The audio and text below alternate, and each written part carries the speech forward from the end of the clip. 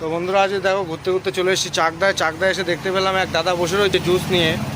হ্যাঁ দাদা, তো এই জুসের দোকানের নাম কি দাদা? Krishna juice house. আচ্ছা, কতদিন হলো খুলেছো? 4-5 দিন হলো। আচ্ছা, তোমার এখানে কি কি পাওয়া যাচ্ছে? এখানে আমার দই লস্যি জুস পাওয়া যাচ্ছে। লস্যি পাওয়া যাচ্ছে? হ্যাঁ, লস্যি লস্যির দাম কত রেখেছো? লস্যি 20 টাকা। 30 টাকা আছে। আচ্ছা, নতুন লস্যির দোকান দিয়েছে এবং জুস পাওয়া যাচ্ছে, নিম্বু পানি পাওয়া যাচ্ছে।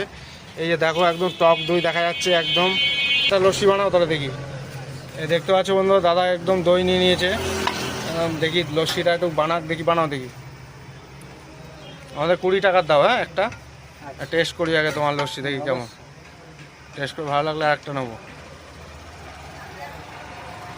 দোকানের বয়স মোটামুটি 5 দিন হলো, তাই তো? হ্যাঁ, দোকানে আচ্ছা, গরমে রিফ্রেশমেন্টের জন্য তুমি এই নিম্বু পানি আর এই লস্যি চালু করেছো, তাই তো? হ্যাঁ, এই লস্যি চালু করেছি আচ্ছা, গরমের জন্য।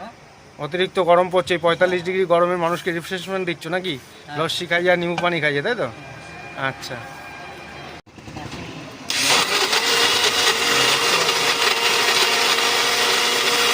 তো বন্ধুরা দেখতেই পারলে কৃষ্ণা জুস হাউস চাকদায় নতুন খুলেছে, নতুন ওপেনিং করেছে দাদা। 5 দিন হলো। সৌরভ গাঙ্গুলি দাদা একদম লস্যি বানিয়ে দিল গরম। একদম এই অতিরিক্ত 45 ডিগ্রি তাপমাত্রায় রিফ্রেশমেন্ট হতে হলে বন্ধুরা আসতে হবে কোথায়?